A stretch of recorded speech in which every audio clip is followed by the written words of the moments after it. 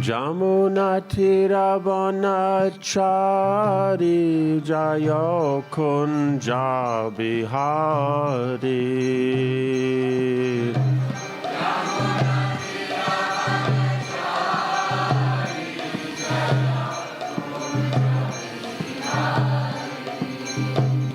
Jaya Jamunatiravanachari Jayo Kunja Bihari.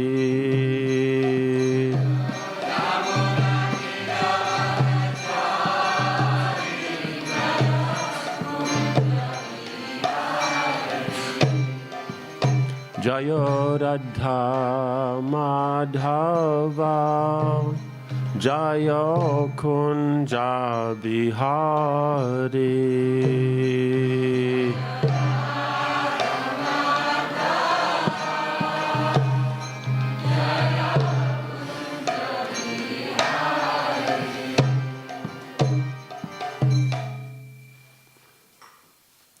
Jayam Vishnupada Paramahansa Privrajacharya Statara Satta Shri Srimad. His Divine Grace Srila A.C. Bhaktivedanta Swami Maharaj Srila Prabhupada Ki. ISKCON Founder Acharya Srila Prabhupada Ki. Ananta Koti Vaishnava Vrinda Ki. Namacharya Srila Haridas Thakur Ki. Prem Segaho Sri Krishna Chaitanya Prabhu Nityananda Shri Advaita Gadadhar Srivasari Gaura Bhakta Vrinda Ki. Shri Shri Radha Krishna Gopakavina Shamakanda Radha Kunigiri Govardhana Ki. Shri Vrindavan Dhama Ki. Shri Mayapur Dhama Ki. Ganga Maya Ki, Jamuna Maya Ki, Bhakti Devi Ki, Tulasi Devi Ki, Samaveta Bhaktivinda Ki, Jainatai Gaura Premanandi. All glories to some devotees, all glories to some devotees, all glories to some devotees. Glories to Shri Guru, Shri Gauranga, all glories to Srila Prabhupada.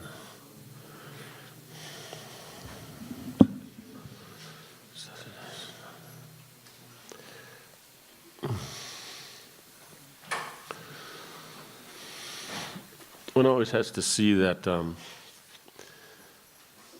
in the kirtan, because the Bhaktivinoda Thakur makes the point that the nice melody that's used is to please Krishna. That's what it's for.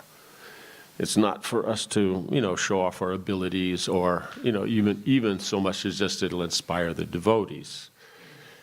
It can be that devotees inspired that will please Krishna, but it always has to be the basis is you're pleasing Krishna. Otherwise we get distracted by other things. And then in that melody, then the melody itself is actually the main line. And then playing the melody, okay, let's get into the other thing. So then everything we're doing in that process is all as an instrument. We're all trying to help in that process.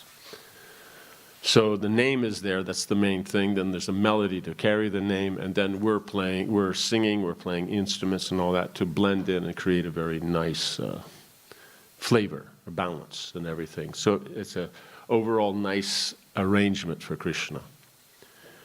And then in that, it's about the melody and not what you can do with the melody, right? So in this case, then like using chord progressions, then they're very nice as long as we catch the melody. But the chord progressions themselves technically are in the mode of passion. The melody itself would be goodness. So now if the mode of passion is serving the mode of goodness, it becomes engaged nicely and actually adds something very nice to it. But if we find the chord progressions, then overtake, because that's what we're doing, that's the specialness, that's the uniqueness, then it actually just it changes the flavor and all that. Does that make sense? You got that? So you have to be very careful, because at some points you weren't following the melody, you were doing what you projected should be happening, and which is nice if you're leading it, but when someone else is leading it, you have to stick to the melody they're using. Like that. Some of the times you had it really nice, but some of the times, like in those end times, you were actually quite off. Not that they were not moving nicely, but you weren't playing off the proper note. You were playing off a different note. So you have to see that that's there. Then you add to it and it fills out, because the harmonium will fill the atmosphere, it'll fill in all the gaps and make it like very complete. So it's a very, in that way, Prabhupada's engaged it very nicely, like that. Does that make sense? Yeah, and also know that when you're pumping, the sound of the pumping action is not actually a proper thing to hear, unless you're using it in an emphasis on a note. But just that you hear it, that's not actually, not in bhajan. In kirtan, of course, because you're louder, much of the time you hear it, but the only time you see, they'll do it within the beat or something. But just to do it because it's there, so that swelling and all that, you shouldn't hear the pumping. You know, and if you do, then it should have some, you know, it's doing something on the beat or something. Does that make sense? Yeah. Okay. Is it okay? I think okay.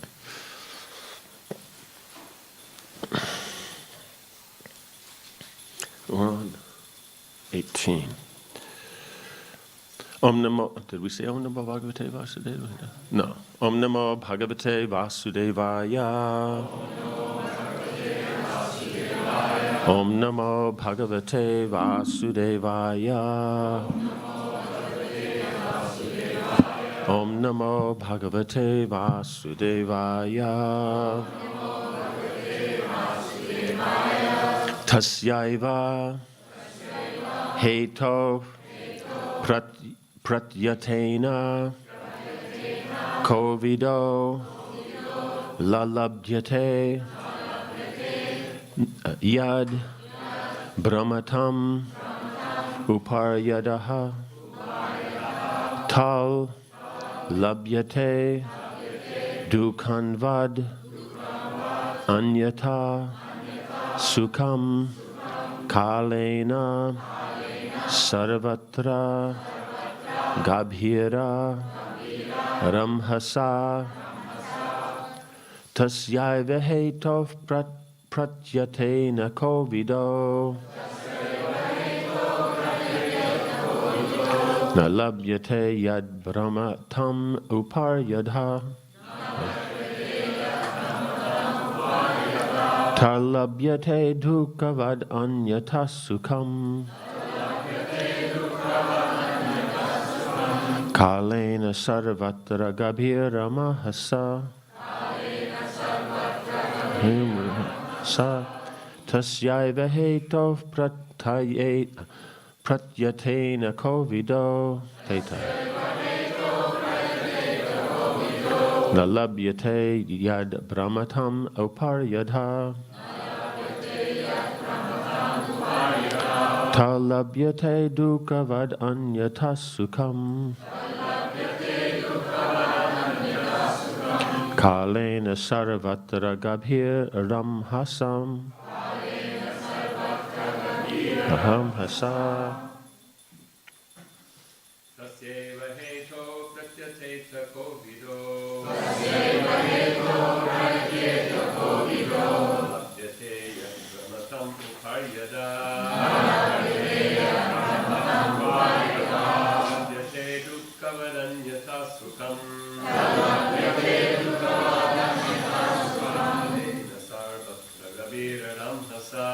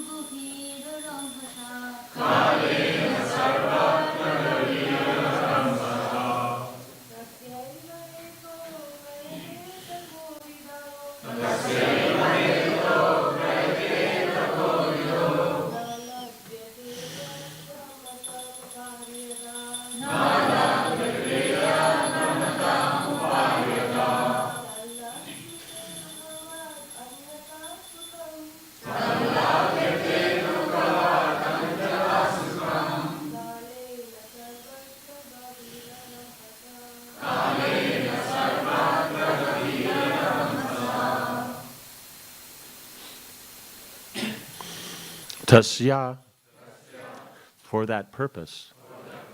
Eva, only. Heto, reason. Pratyateta, should endeavor. Kovidaha, one who is philosophically inclined. Na, not. Labhyate, is not obtained. Yat, what? Brahmatam, wandering. Upari adaha, from top to bottom. Tat, that. Labhyate, can be obtained. Dukhavat, like the miseries. Anyata, as a result of previous work. Sukham, sense enjoyment. Kalena, in course of time. Sarvatra, everywhere. Gabhira, subtle. Ramhasa, progress. Translation. Persons who are actually intelligent and philosophically inclined should endeavor only for that purposeful end which is not obtainable even by wandering from the topmost planet, Brahmaloka, down to the lowest planet, Patala. As far as happiness derived from sense enjoyment is concerned, it can be easily obtained automatically in course of time, just as in course of time we obtain miseries even though we do not desire them. Purport. Every man everywhere is trying to obtain the greatest amount of sense enjoyment by various endeavors. Some men are busy engaged in trade, industry, economic development, political supremacy, etc. Some of them are engaged in fruit of work to become happy in the next life by attaining higher planets. It is said that on the moon the inhabitants are fit for greater sense enjoyment by drinking somarasa, and the Pitri-loka is attained by good charitable work. So there are various programs for sense enjoyment, either during this life or in the life after death. Some are trying to reach the moon or other planets by some mechanical arrangement, for they are very anxious to get into such planets without doing good work. But it is not to happen. By the law of the Supreme, different places are meant for different grades of living beings, according to the work they have performed. By good work only, as prescribed in the scriptures, can one attain birth in a good family. Opulence, good education, and good bodily features. We see also that in this life one obtains a good education or money by good work. Similarly, in our next birth we get such desirable positions only by good work. Otherwise, it would not so happen that two persons born in the same place at the same time are seen differently placed according to previous work. But all such material positions are impermanent. The positions in the topmost Brahmaloka and in the lowest Patala are also changeable according to our own work. The philosophically inclined person must not be tempted by such changeable positions. He should try to get into the permanent life of bliss and knowledge, where he will not be forced to come back again to the miserable material world, either in this or that planet. Miseries and mixed happiness are two features of material life, and they are obtained in Brahmaloka and other lokas also. They are obtained in the life of the demigods and also in the life of the dogs and hogs. The miseries and mixed happiness of all living entities are only of different degree and quality, but no one is free from the miseries of birth, death, old age, and disease. Similarly, everyone has his destined happiness also. No one can get more or less than these things simply by personal endeavors. Even if they are obtained, they can be lost again. One should not, therefore, waste time with these flimsy things. One should only endeavor to go back to Godhead. That should be the mission of everyone's life.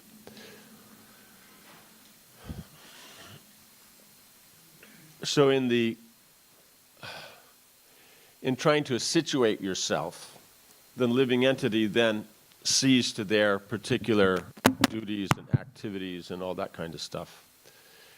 And because they're absorbed in these things, they will take these as very important, because when you perform it, you want to get a proper result and everything like this, because the idea is one will be happy, it will be good, it will improve the quality of your position. But, so a few things happening here. One is that means that just from, well, you're trying to, so the only way, what happiness we can gain will only be temporary, because it's only going to come in accordance to the work you've performed in the past. What you do at present is not what's going to make you happy. It's what you've done in the past that makes you happy now.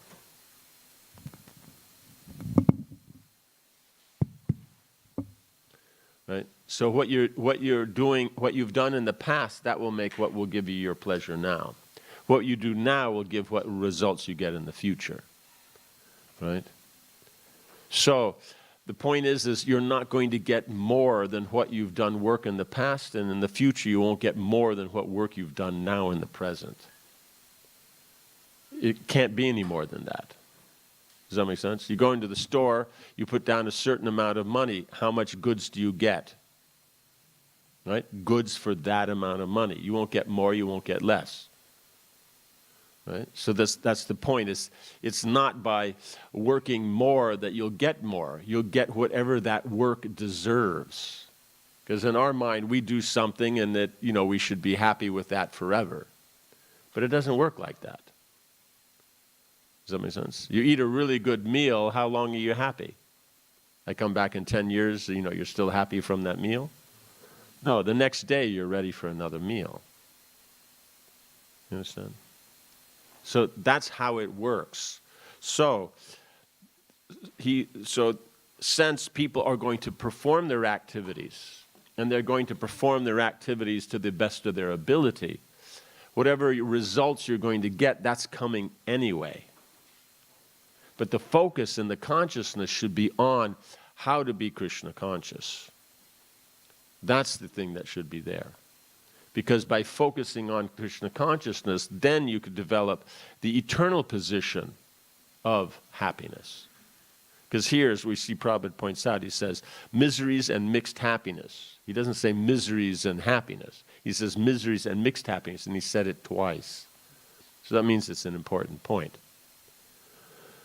So that repetition then brings out that this is actually what it is. Miseries, that we know. Mixed happiness means it's never exactly what you want. There may be happiness, but it's mixed with something else. If it was just a little bit more of this or that or whatever it may be. It's always, you get something to eat and it's really nice, but there's not quite enough of it. Or it's really nice, but then there's too much of it. Now what do you do with it? Does that make sense? It's always mixed. It's never pure happiness. So then devotional service means that you're performing your duties to please Krishna. That's devotional service. Now, because the duties are performed, they will produce results that will bring you happiness or distress. So you don't have to separately endeavor for those. By performing the devotional service, the results that you're looking for anyway will come. But if you only focus on the duties and getting the results, you still won't get any more results, and you don't get the devotional benefit. You don't get the eternal benefit. Yeah, understand? No. So that's then what Narad Muni is pointing out, because Vyasadeva has gone to great lengths to show the living entities through his compilation of the Vedic literatures, how they can perform their duties nicely so that they get the best results. Right? But what hasn't been emphasized is how they can be Krishna conscious. Not that he doesn't explain it, but he's not putting the emphasis on it. Because sometimes we'll say, okay, we're dealing with something and getting so into details and all these things like that, and then, okay, why are you doing this? Because we're getting this and that. What about Krishna? Oh, of course it's for Krishna. Now let's get back into the detail. So this is what Narad Muni is talking about, is that focus on the detail of the work and that endeavor in the work, that should be because it pleases Krishna. Then, naturally, according to the development of the work that you do, how good you are at it and all these things, that will give a specific result. But it's not by focusing on that exclusively that it gives a better result. It'll give the same result.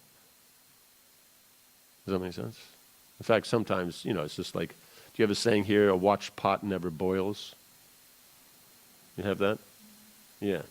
So by sitting there and watching and focusing on the pot, it doesn't make the process go any quicker. In fact, it gives a worse experience. And the more you focus, the worse it gets. So it's a matter of where it goes. Now, if we say we focus on Krishna consciousness, then it's no, but we're doing this for Krishna, so we have to get a good result. But the point is why are you trying to get a good result? Because it's for Krishna. So you focus on doing it nicely for Krishna. It's just a matter of where you emphasize. So Vyasadeva is given everything in Mahabharata and these other literatures, but because the emphasis is not on the Krishna conscious aspect, people will and do miss the point. Right? That's just how it works. So Narad Muni's pointing that out. It's what you emphasize, that's what people focus on. That's what they try to develop. That's what they try to. So if you focus on the Krishna consciousness, then people will try to develop that. Otherwise, yes, he has gone in, seen the nature of people, seen their individual positions, and then tried to present the Vedic literatures for that position, and which is a nice thing. But the problem is then the focus becomes on the position rather than on Krishna. Does that make sense? Not that the position is not addressed, it's the second aspect. The primary aspect has to be, it's about pleasing Krishna.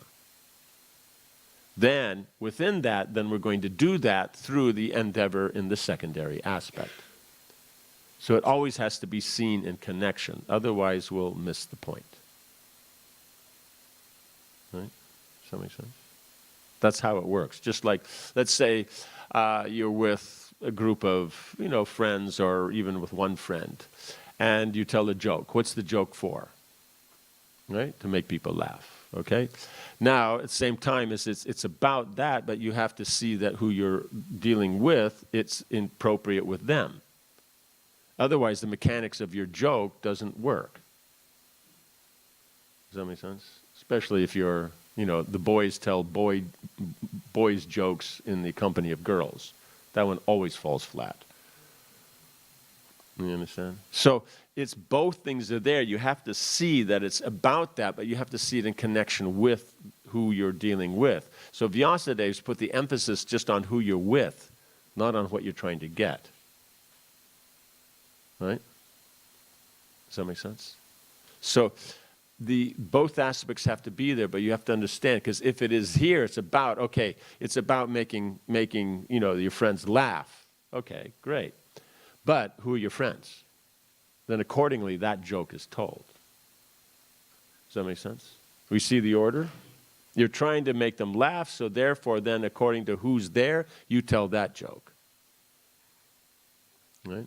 So, but if we focus on just who's there, then we're focusing on that, there may be no joke at all. So that's the point. The two go together. You can't separate it, but you have to know which one's the main one and which one's the support. Does that make sense? Yeah. And so that Prabhupada's pointing out, that should be the mission of everyone's life. That's how it should work. Okay. Any questions on this? Or? No? We're all good? Okay. So text 19. My dear Vyas, even though a devotee of Lord Krishna sometimes falls down somehow or other, he certainly does not undergo material existence like others, fruit of workers, etc. Because a person who has once relished the taste of the lotus feet of the Lord can do nothing but remember that ecstasy again and again. Purport. A devotee of the Lord automatically becomes uninterested in the enchantment of material existence because he is a rasagraha, or one who has tasted the sweetness of the lotus feet of Lord Krishna. There are certainly many instances where devotees of the Lord have fallen down due to incongenial association, just like fruit of workers, who are always prone to degradation. But even though he falls down, a devotee is never to be considered the same as a fallen karmi. A karmi suffers the result of his own fruit of reactions, where a devotee is reformed by chastisement directed by the Lord himself. Like the sufferings of an orphan and the sufferings of a beloved child of a king are not one and the same. An orphan is really poor because he has no one to take care of him. But a beloved son of a rich man, although he appears to be on the same level as the orphan, is always under the vigilance of his capable father. A devotee of the Lord, due to wrong association, sometimes imitates the fruit of workers. The fruit of workers want to lord it over the material world. Similarly, a neophyte devotee foolishly thinks of accumulating some material power in exchange for devotional service. Such foolish devotees are sometimes put into difficulty by the Lord himself as a special favor. As a special favor, he may remove all material paraphernalia. By such action, the bewildered devotee is forsaken by all friends and relatives, so he comes to his senses again by the mercy of the Lord and is set right to execute his devotional service. Because the devotee, he's under the protection of the Lord, directly under the internal potency, while the karmis are not. So the karmis is just what you do is what you get. It's just a mechanical system. So basically, technically speaking, they're in the system, right? And so then, but for the devotees, they're not technically in the system. It's Krishna's energy. The material energy is still his energy, and it is carrying out his order. So for the devotee who has been distracted from devotional service, then to correct them, that same energy will be used, but it's used under Krishna's direction. So it'll be specifically for bringing them back to Krishna consciousness. While the karmi, the actions and reactions they get have nothing to do with Krishna consciousness. They've done something wrong, they'll get the reaction for that because that's the area they functioned in. But Krishna will deal in such a way that in that one will come to one's senses and take up Krishna consciousness. So the position is never the same. Sometimes we see, I remember some pujari, and then, you've been doing pujari work for years, but then he did something wrong, and then, he was never a Brahmin, like that. But this is a very, very, very, and we could go on for days with that very neophyte position, because it has zero, and we could do that for days, with Krishna consciousness, but insanely popular. That you can do an ocean of good work, but one little dinky blemish removes the whole thing. So what does that mean? Where is our consciousness? What is important for us? Then we think that the material activities, material life is actually powerful on its own. That's illusion. When you think that anything material has its own potency separate from the Lord, that is just upfront illusion, right? No ifs, no ands, and no buts. That's just the way it is. So we have to be very, very careful that we see is that devotees who have situated themselves in devotional service, and we see that they're sincerely trying to do devotional service, then even something goes wrong, they're not in the same position as the karmis. They're not, because they've taken up the material worlds for the purpose of serving Krishna. So anyone who's actually done that, they're doing what should be done, even if there's mistakes. But the karmi, no matter how well he's situated, how nice he is, how good he is, moralistic and ethical he is, he's still wrong. Right? He may be wrong in a nice way, but he's still wrong because he's not trying to serve Krishna, which is the purpose of the material world. Right? That's the point. So one has to be very, very careful in that. So the Lord himself is taking care. He's overseeing. But for the karmi, of course the Lord's overseeing, but Maya knows what to do because it's standard. Does that make sense? That's how it works. In the Bhagavad Gita, it is also said that such fallen devotees are given a chance to take birth in a family of highly qualified Brahmins or in a rich mercantile family. A devotee in such a position is not as fortunate as one who is chastised by the Lord and put into a position seemingly of helplessness. The devotee who becomes helpless by the will of the Lord is more fortunate than those who are born in good families. The fallen devotees born in a good family may forget the lotus feet of the Lord because they are less fortunate. But the devotee is put into a forlorn condition is more fortunate because he swiftly returns to the lotus feet of the Lord, thinking himself helpless all around. And so now it comes to the point where this is a matter of actually understanding and faith. And here faith meaning like with a capital F, that kind of thing, is that we may consider, due to our materialistic inclination, that religion is for prosperity. And of course, you perform religious activities, since they're according to the laws of given by the Lord, you perform them properly. You're the proper person performing the activity properly in the proper situation, then joy. You will get a good result.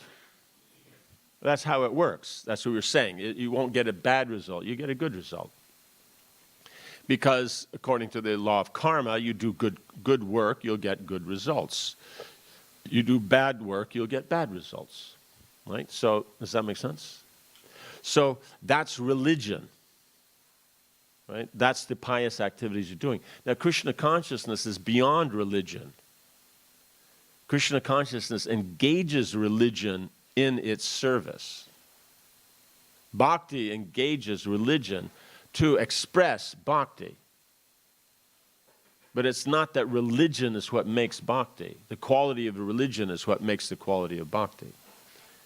It's the quality of bhakti that makes bhakti. It's independent. Does that make sense? So then here comes the point, is that the neophyte devotee who in a fallen position, then because of their material attachment, then they'll take birth in this qualified Brahmana family or in a rich mercantile family. But their position is not actually as good as someone who then Krishna puts them into a miserable condition so that they surrender to Krishna. Right? Because the one, they're looking for, I'm doing religious activities to get material benefit. Right? Arta, artarti, jigyasu, like this. But, and because that's how you're approaching, Krishna reciprocates. Right? Because we're thinking devotional service is just another religion. Another way to apply religion. Right? When devotional service is above religion, religion comes from bhakti. Right? So then, from that, then the devotee here is then put into that nice condition. They go through their life, they're absorbed in their material things like that. They take birth in these nice families because they've done devotional service, so the pious credits are very great. But the problem is they can forget the Lord. They can get distracted by their money, by their position, by their power, authority, the Brahmins, and by their position, and they become proud and all that. What means we haven't seen such persons like that? So that's the point, is they can get distracted. No, all people are in highly qualified Brahmin families or rich mercantile families, any of these they've done devotional service, that's why they're there. They're not there just because of that, and then we're the weirdos. The universe is run by Krishna, that's how they got there. How many of them are coming forward and taking up Krishna consciousness? Right? Give me the list of names of all the smarta Brahmins who have joined this movement. Right? Nice, practicing, well situated. Where are they? The mercantile people, the rich ones, this and that. Maybe a life member. How many take up seriously Krishna consciousness? Right? Not so many. You understand? So that's the problem with that. So it's actually a more fortunate position that the Lord arranges that to correct that distraction of the devotee, that it'll be in a seemingly helpless position. Because when one's helpless, one tends to surrender to Krishna. And in that remembering Krishna, then one becomes Krishna conscious again. That's the actual point of the whole correction. Right? Well, if one's not, one's in a good, fortunate position, one generally tends to forget about that. And the, big problems of the day are, you wanted to take out the, what do you call it? The Rolls Royce or the Bentley 4x4, but, your mother already took it out. And so then it's a problem. You got stuck with taking out, just the, whatever it is, the Ferrari, but you wanted to take some friends and there's only 2 seats. This is your big dilemma for the afternoon. Right? Yeah. So that's the point. So you get distracted. So this is actually the position, because sometimes this thought that how could all these things happen? How could God let these things happen to me? I'm religious. I'm doing the things. How does bad things happen? Right? But then why are we doing? Are we doing the religious things to please Krishna? That's called bhakti. If we're doing religious things to get the benefits, that's called fruit of activities. Same activity. It's just what you're doing it for. If I'm being good so that I'll have good facilities, that's called the karmi, the fruit of worker. I'm doing good things because I want to please Krishna. That's called a devotee. Does that make sense? Someone has to see, why are you doing things? Pure devotional service is so spiritually relishable that a devotee becomes automatically uninterested in material enjoyment. That is the sign of perfection in progressive devotional service. A pure devotee, so that's progressive, so it means it'll happen gradually. You start to see that the material things that before were so important to you now are not so important. You're comfortable being engaged in them, and you don't mind, but they're not as important as they were before. You can understand you're advancing. Sometimes devotee, how do I know if I'm advancing? These are how. Knowledge and detachment. That's, I think, given in an earlier chapter, I think. That's how you know. So you can see is that it's not so important. And devotional service, the activities there, the hearing, chanting, associating with devotee, that's much more, giving much more happiness. But it's a gradual, so it's not that it'll just switch overnight. It'll just slowly, you'll see the difference. Pure devotee continuously remembers the lotus feet of Lord Sri Krishna and does not forget him even for a moment. Not even exchanged for all the opulence of the 3 worlds. Because the 3 worlds, what can they offer? Only temporary things. It may be very nice, but it's a very nice temporary.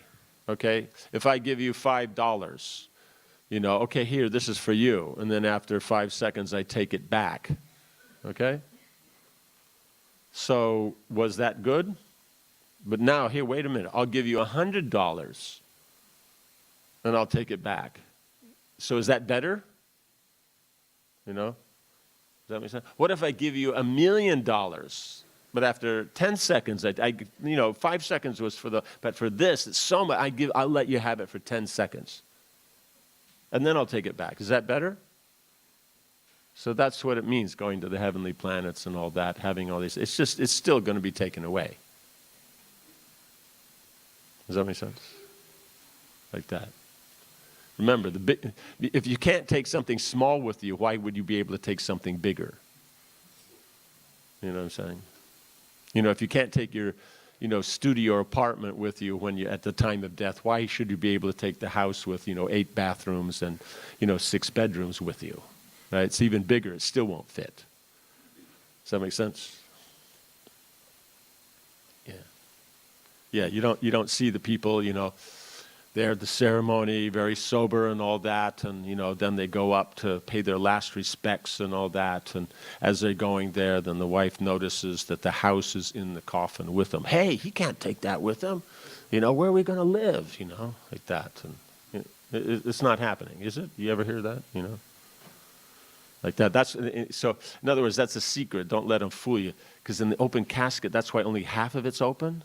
Because in the other half, that's where they're stashing all their stuff they're going to take with you. So, Make sure you get the keys when you go in, because it may be that they're, it's, yeah. Does that make sense? Yeah. So that's the whole point. So even exchange for anything, there's no benefit because it's temporary, what you'll get. Does that make sense? Yes.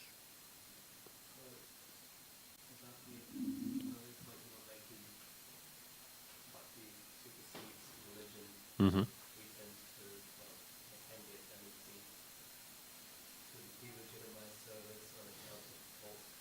Mm. Mm-hmm.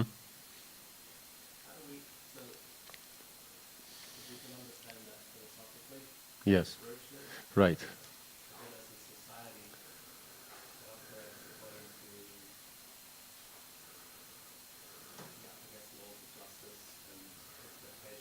Mm-hmm.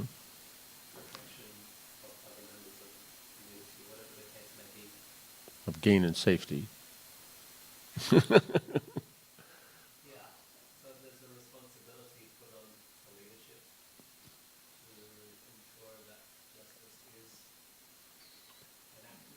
Yes.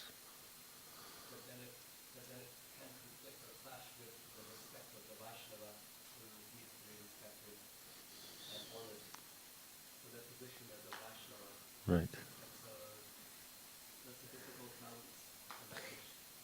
But that's the key is there in what you said. It's a difficult thing to manage. But that's what Nard Muni's talking about. Is he's brought out that management side rather than the devotional side. Because in this, the question means as it is here, how do we deal, all the members of the community, they're not going to accept, and this and that. So it's just a matter of management. What happened to training them, teaching them? Are we not a preaching movement? So that means leadership, basically you can say they're preachers first.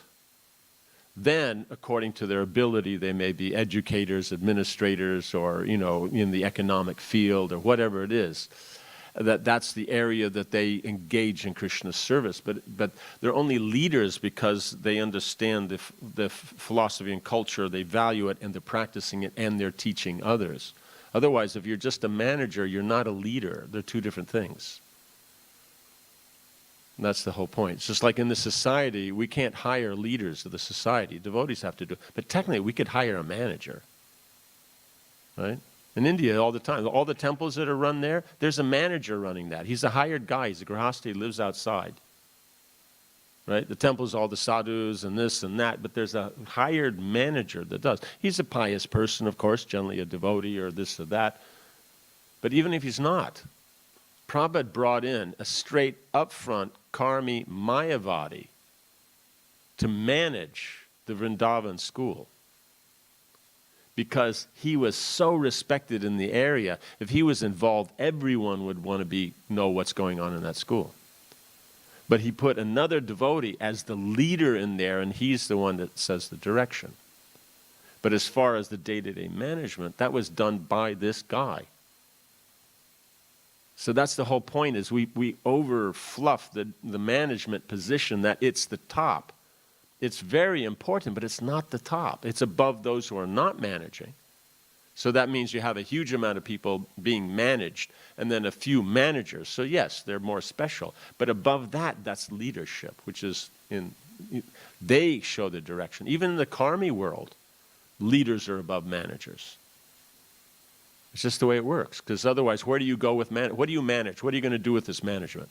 They can manage, but you have to tell them what to do.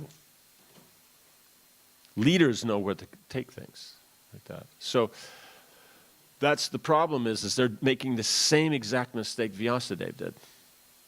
If they're focusing on, okay, we have, here, the different people in the society who are not so qualified, and that's why he wrote Mahabharata. He addressed them, but he didn't bring out the actual focus on Krishna consciousness. And that's why Nard Muni's here. That's why he was distressed. And he was thinking, maybe this is what it is. So he's smart enough to catch that. So this whole conversation is because of that exact very thing. Is that you hear all the time that people won't, appreciate. But who's training them? Who's teaching? Whose fault is that they don't accept? Right? And we're making it seem like it's just what can you do? It's the situation. No, but that situation, who created that? right? It wasn't that there was nothing there in the city and then suddenly, boop, there's a community of devotees. And then the manager comes along and goes, hey, I could manage this, right? No, it's because they're there, they're preaching, they're developing and all that, then a community develops. But if you don't train the community, then, they don't know what to do. They remain neophyte. And so therefore neophytes, then they're working on justice. Now, why is justice important? Why would that be a major thing? You have two aspects. One is karma works on justice. It's part of the field. That if you don't have, means I did my work, I get my result. I do good work, I get good result. I do bad, someone else does bad work, they get bad result. Right? Because it shouldn't be that I do bad work, I get bad results, right? Somehow it's not a fully thought out. But so it's just. And then whatever I got from my good work, no one else can take that. So justice is very important on the platform of karma. Right? And at the same time, it's just how the energy works. Right? So it's how Krishna works. Right? Krishna, as you surrender, he reciprocates. So the energy, how you deal with the energy is how then the energy responds. Right? And so what field you work in, what you deal in, that's where you get the result in. You work in the economic field, you get economic development. You work in the political field, you get political development. You work in the educational field, you get educational development. So it's just how it works. Does that make sense? That's the system. So you can tell what it's going to do, and because of that, then it creates security, because it always works in that same way. And people on the material platform want gain and safety, right?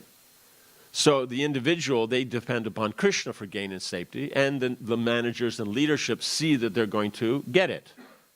That's what they're there for.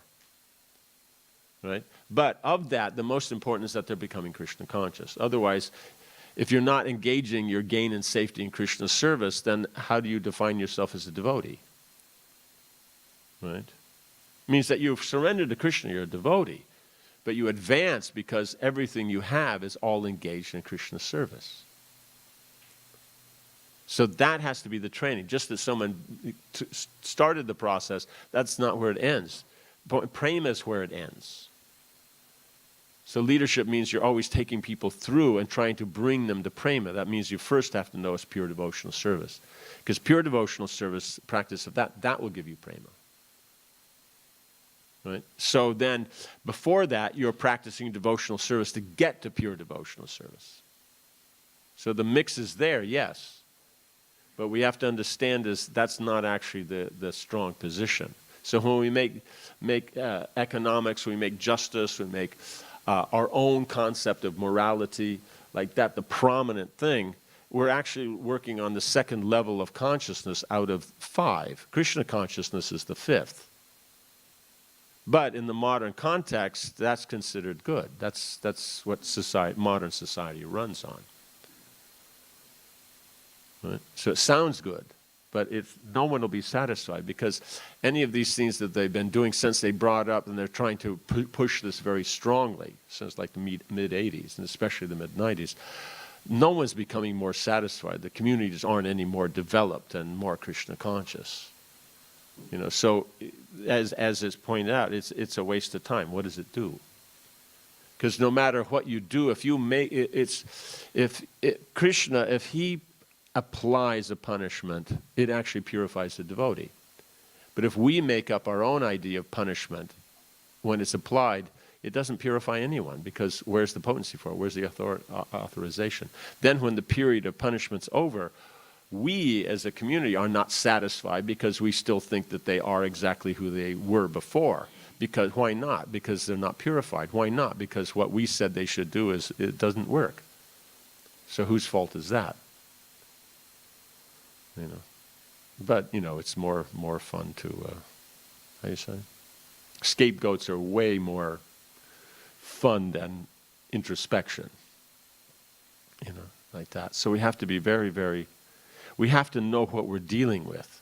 So now you're dealing with that. So we see in Manu, because things that are known, then you deal with in one way. Things that are unknown, you deal with just in a purely Krishna conscious way. That's what Manu says. Because the point is you only have to deal in these external ways only for the material satisfaction of the mundane mentality of the public. That's the only purpose of this retribution.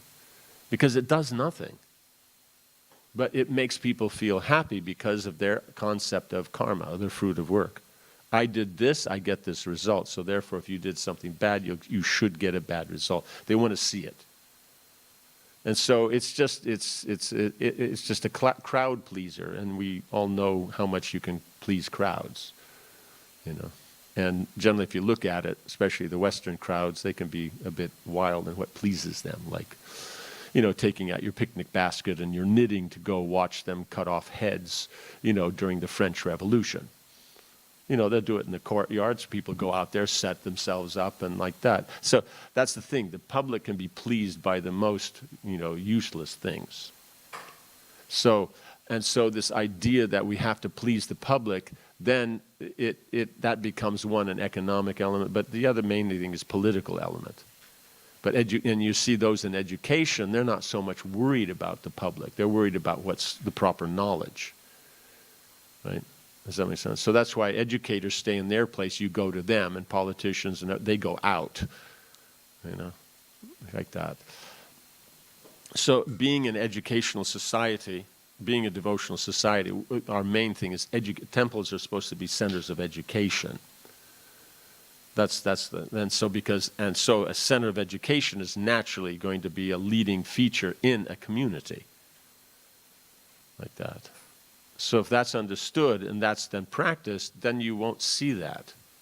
Like before, when it was just about, you know, pure devotional, something happened, a few people would get ruffled feathers, but others wouldn't. The general devotees wouldn't get disturbed if somebody got distracted and fell down. It was just like, it was kind of like, well, how did it work out Krishna consciously? You know, yeah, they fell down and this and that, and then, you know, they talked to him, and then they worked it out. Okay, he'll go traveling, preaching with this person or like that, and go, okay, wow, nice. You don't say, well, he did this. What's the reaction? It would never come up. It means people around the edges would say that, and then with time, then that people around the edges got a voice, and then it becomes the standard. But we have to understand it's not what Narad Muni is mentioning. Vyasadeva already tried that, and it was pointed out that's not going to work. Does that make sense? Yeah.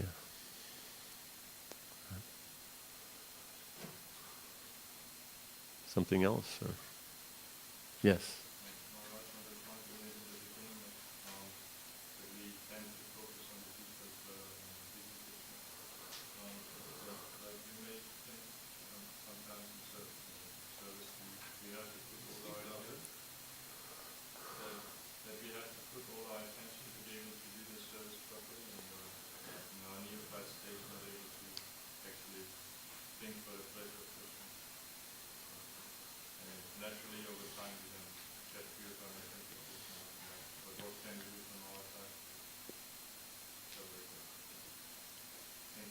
So and just, yeah. So in here then, we have what to do, right? It means what should we do, and then there's a doubt, right? So the whole point is that even if we're not able to always think of Krishna, who's the work for, ultimately? Yes. So at least that much should be understood, right? So when the result does come around, we focused on the activity, we get the result. Then once the results come, now at this point we can see it's for Krishna, because, you know, otherwise what do you do with results? You either try to enjoy them yourself, or you give them to Krishna. Right? So at that point, then you don't have anything to distract you once you get the result. Like that. But in the process, then if one's has to focus on the details to make it work, then that's fine. As long as at the end the result is given to Krishna. Right? So you don't have to worry that's there. At the same time, as if you know it's for Krishna, does that in any way adjust your application or the particular detail of what you're going to get? No? Not at all?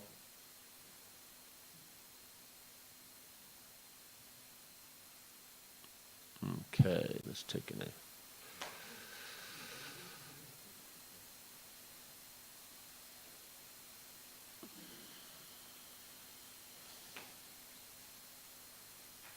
It's funny, all the areas that would naturally be, religiously used in Krishna's service, people have broken them all down, so you can't, politicize them, so you can't.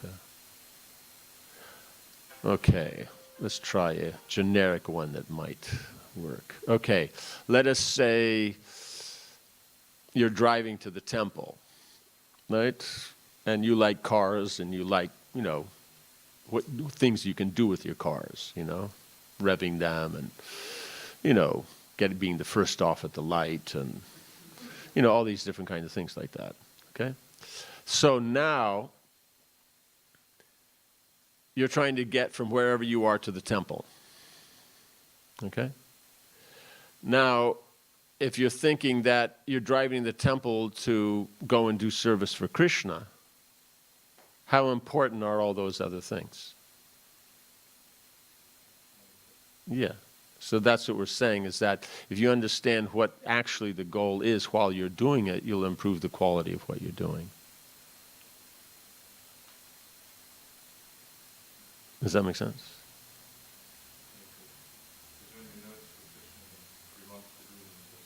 Yes, then you may focus on detail, but you'll be, coming in and out of that. But at some time, you can do that altogether. It's just like, let's say someone's making some arrangement for a program for a friend, like a birthday or something like that. They can think of the friend and how they would like this and how they would like that and all these things through the whole process. And they're getting into detail. In fact, the more you know about the person, then the better the detail goes. Otherwise, the detail is only as good as what you appreciate. So it actually increases. But the point is that you're trying to get a nice result for whatever you feel is the best for Krishna, then that's good, that's devotional. And then with time, as one's purified, then one appreciates Krishna as a person and what things would please him. And so therefore, then you're trying to do those things. Does that make sense? So it's a natural, that's why he said it's a natural progression. Prabhupada, what is it?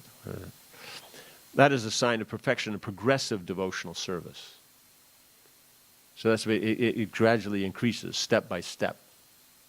I think they use the word krame or something like that. It means krama means like increment. Does that make sense? But if you understand that that's what you're trying to get to, then as it comes up, you'll take advantage.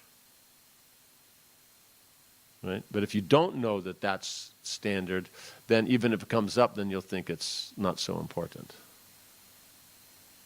That's why we have to know what the standard is, so that as the heart becomes purified and we're able to perform that in that way, then we'll accept it.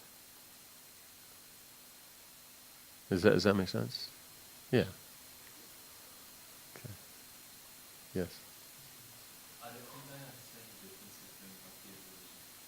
Bhakti and religion.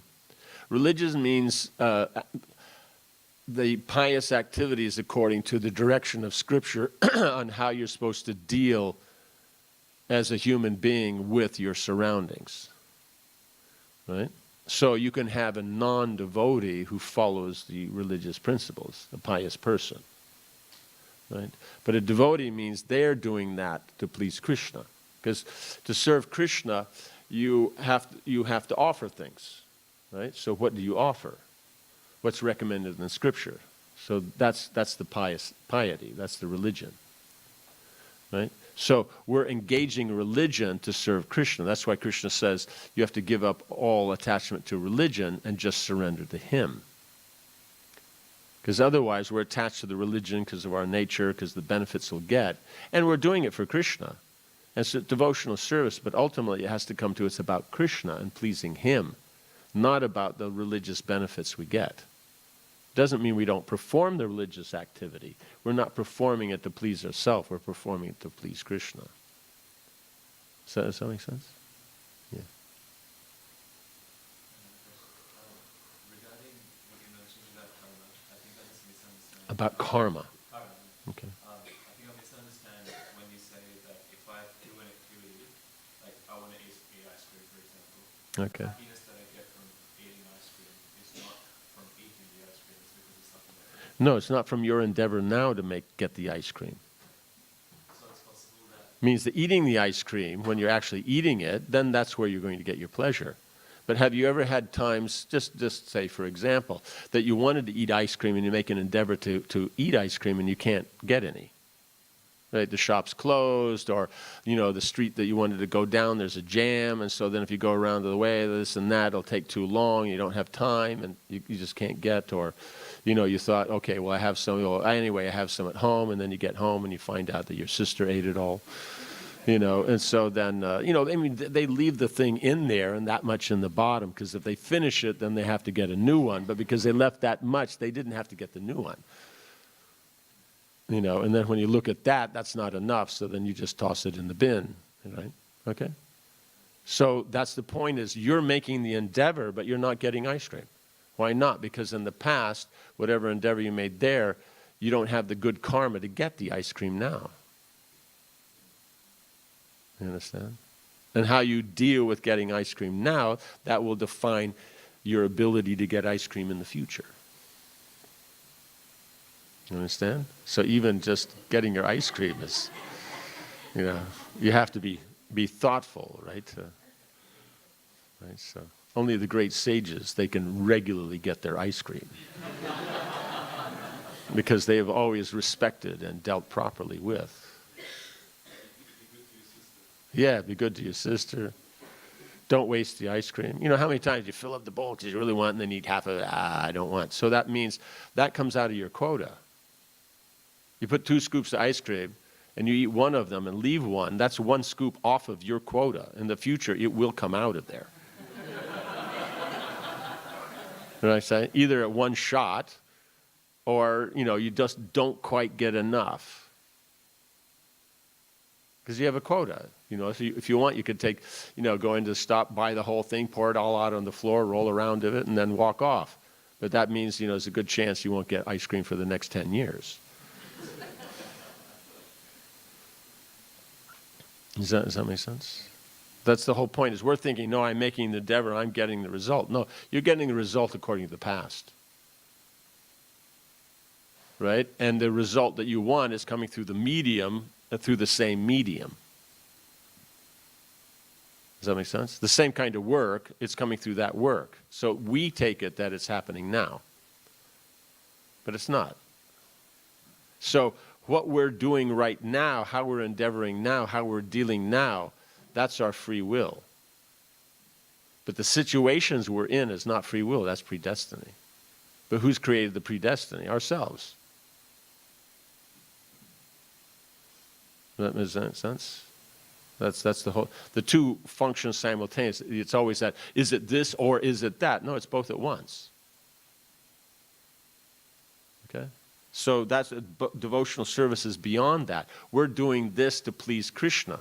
Therefore, there's no material karma coming from it. And us getting results is not dependent upon material karma.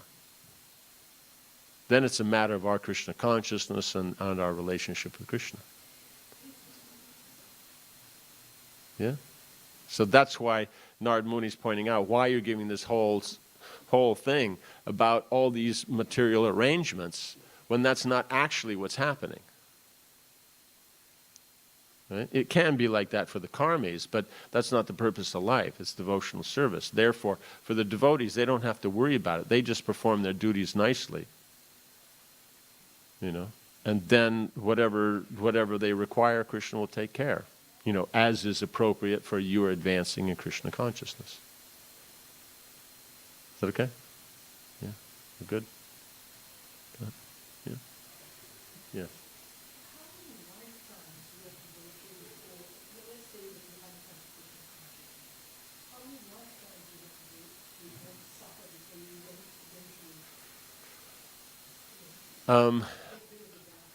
It's up to you. It's how many you are comfortable with.